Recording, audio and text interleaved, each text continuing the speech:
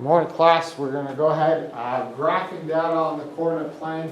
So we're going to graph points, and then we're going to analyze data using scatter plots. So first of all, coordinate plane. So what we're going to get is we're going to get two lines that meet to form a right angle. That's called the coordinate plane. We have the x-axis and y-axis. The x-axis is the horizontal plane. The y-axis is the vertical plane. You can think y in the sky, so it goes up and down, reaches up. The origin is at 0, 0. It's where the two lines meet. And then we have quadrants to describe our data as we go through. So it's the four sections that make it up. So we'll begin looking at our four. So x-axis is here. Y-axis is here.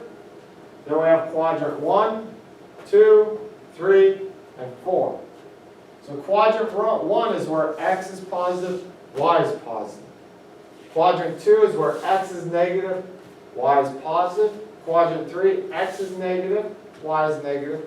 And then quadrant 4 is x is positive, y is negative.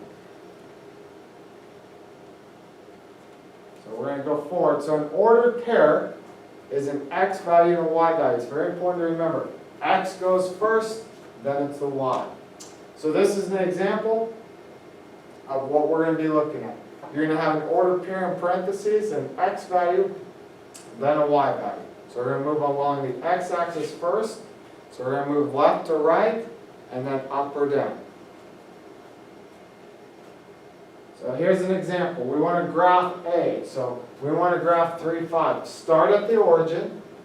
All right. 3 is my x-axis, y-axis. So I move along the x-axis first. So I go to positive 3. 1, 2, 3. Now that's temporary until so I move over 3.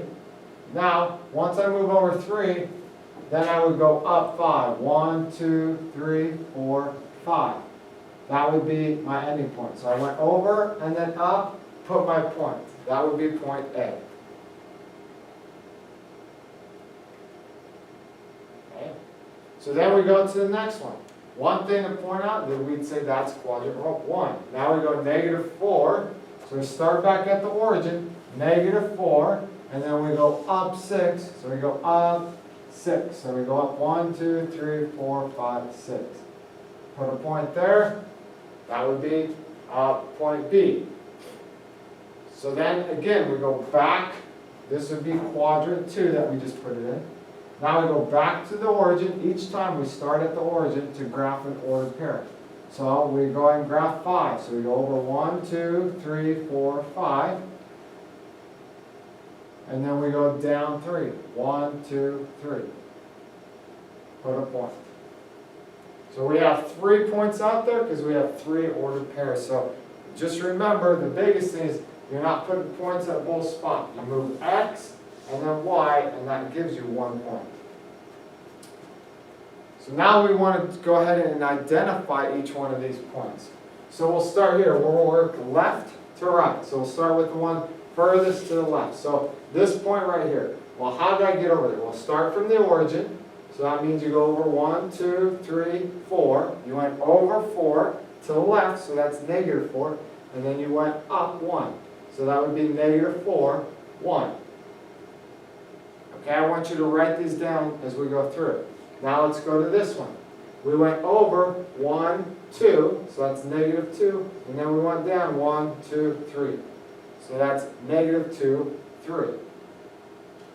Next point right here. We go over 1, so that's negative 1. Then we go up 1, so that's negative 1, 1. Here's our, this is our next point. This is the origin, so that would be 0, 0. So 0, comma 0. Here, for this point here, we don't move. It's along the, it's right on the x-axis, so we go 0, or on the y-axis, we go 0, we don't move either way, and then we go up 2. So this point right here would be 0, 2, positive 2. Then we go ahead and we'll graph this point here. So we go over 1, 2, 3, and then down 1, 2, 3. So that's 3, negative 3. Last point is this one. We go over 1, 2, 3, 4, and up 1. So this point would be 4, 1. All right, as we go finish up, quadrants. In which quadrant or on which axis would you find each point? So we come here, -1, 5. So think you're at the origin, you go over -1 and then up 5. That would put you in quadrant 2. Then you go 0, 3. So if you go 0, you don't move along the x-axis, and then go up 3, 1, 2, 3. That puts you on the y-axis. It doesn't put you in a quadrant. Last thing we're going to look at is scatter plots. So scatter plots is a way for us to relate two different types of data. So we could relate time of the year and temperature would be one example. So we could say, here's the time of the year and how's our temperature? Throughout the year, how's the temperature? Does it go up? Does it go down? What does it look like? So we're looking at any two things. We could come here, we could look at grades and freshmen. So we can look at how freshmen and their grades do. We can look at scatter plots, see if there's any correlation.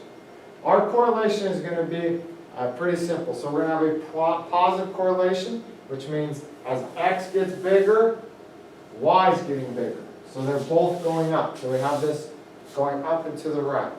We have a negative correlation, which means as x gets bigger, y is getting smaller. Or we could say the opposite is x gets smaller, y gets bigger. All right, but it's coming down. And then you have no correlation, meaning this data, there's no pattern to it. It's randomly spaced about.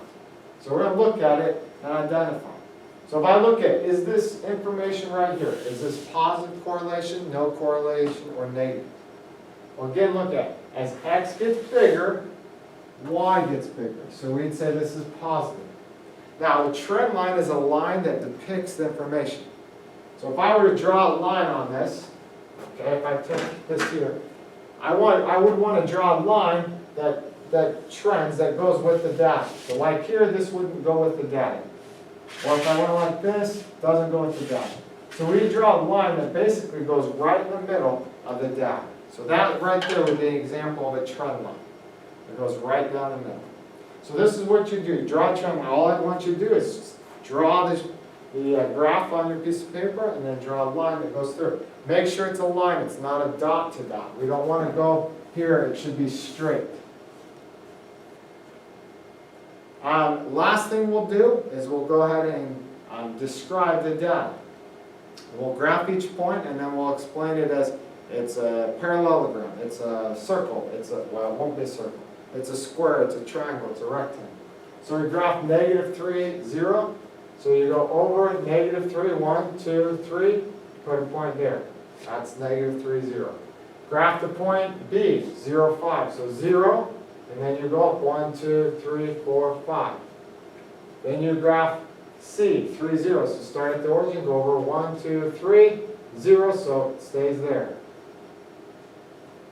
Then 0, -5. So you move 0 units, then you go down 1, 2, 3, 4, 5. Now you connect that, just draw a line connecting each one. And what is that? Okay, that would be a parallelogram. It's not a triangle, or it's not a square or rectangle because these aren't right angles. It's a parallelogram, meaning opposite sides are parallel. So you're going to go through and you're going to graph, remember, x coordinate and then y coordinate.